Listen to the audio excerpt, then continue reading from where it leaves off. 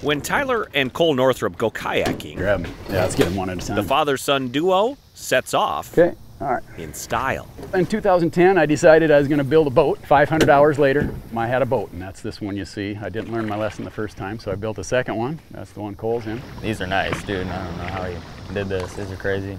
With such carefully crafted kayaks, Tyler, a Good Samaritan Society leader in Sioux Falls, thought a special family adventure would be a great way to paddle into summer. We decided on a 2-night, 3-day Missouri River trip in our kayaks, where we'd camp out on islands in the Missouri River. 2 days into the trek, the river wasn't flowing like we thought it would, so we had to paddle. Went 30 miles that day. At one point we were tracking paddle strokes, and I'm pretty sure we did over 30,000 each. So by the time we got to the island we were going to stay at, we were spent. Be a pretty good way to say it. So we beached our kayaks as best we could, put up our hammocks, crashed for the night. When evening turned into morning, a stroke of bad luck. When I looked over the edge, what had been sand the night before was water. Well, I was booked from the night before. I just kind of thought I was dreaming or something. And one kayak was missing. I'm barely awake, and he's like, kayak's gone. I went from feeling like world's greatest dad to world's most incompetent dad, if I'm being honest. The water was too cold. We weren't going to be able to swim through this deal. Can't get 2 people on one kayak. So we had ourselves a problem. After hours of searching, even with the help of nearby fishermen, the kayak was nowhere to be found. I was pretty sure that thing had sunk too, and like he said, all the time that he spent making that was rough. We then posted to Facebook on the way home. I didn't expect too much from that, but within 3 hours it had 3,000 shares on it. The Hail Mary Facebook plea had spread to an army of local Good Samaritans. I noticed it on social media. I noticed it on Facebook. He called me the next morning. And I asked him if he found his kayak, and no, he didn't find his kayak. I just was starting to pretty well settle in with the fact that it must have hit something, rolled up on its side, took on water, and probably swamped and sank. I said, well, Springfield traffic system. I have an airplane in Springfield. I said I'd be more than happy to go help you look for it. Departing runway 15. Didn't know him, but just wanted to offer my assistance. Hope took off inside Tyler after meeting Nick, a fellow kayaker and pilot. We jumped in his plane, went up. I took him back to where we had camped. The river system is kind of a snarly mess where he lost a kayak. We were cruising along right over top the marsh area. He turned, he dipped to the right a little, and I looked out my window, and there it was right below us. Just stranded on a sandbar. Right there is where we found it. There's a little bit of chute that goes off to the right down here with this little piece of water, this little creek down here.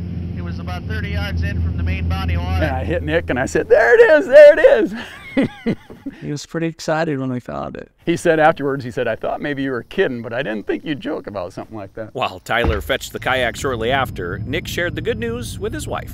He texted me and said, hey, we found the kayak, and I was just like, so excited. Leanne just so happens to be Good Samaritan North Point, this is Leanne. How may I help you? a 25-year employee at the Good Samaritan Society in Tyndall. Julie, the administrator, told all of us, did you see that story I posted about the missing kayak? The guy that posted it actually is the IT guy that really helped us out a lot here. So when he texted me and said, we found the kayak, which I didn't know he was doing, I said, he works for Good Samaritan.